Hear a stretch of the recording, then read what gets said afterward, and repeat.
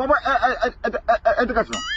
আরে এক প্লেটের 3টে পরোটা, আনলিমিটেড তরকারি, এক টুকরো পেঁয়াজ, একটা সেদ্ধ ডিম, একটা কাঁচা লঙ্কা, শুধুমাত্র 30 টাকা। সেখানে আপনার সাথে টিকিট হবে না, এডিট করতে হয়, খেয়ে যাও। এই যে দাদা শুনছেন, আরে এইদিকে আসুন, খেয়ে যান আমার পকেট পরোটা। এক প্লেটে 3টে পরোটা, আনলিমিটেড তরকারি, একটা সেদ্ধ ডিম, এক টুকরো পেঁয়াজ, একটা কাঁচা লঙ্কা, শুধুমাত্র 30 টাকা।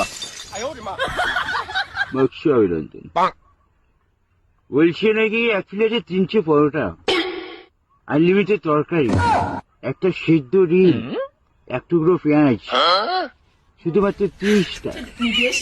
তারপর বোধহয় বলছে এতে ট্রেনের টিকিটও হবে না।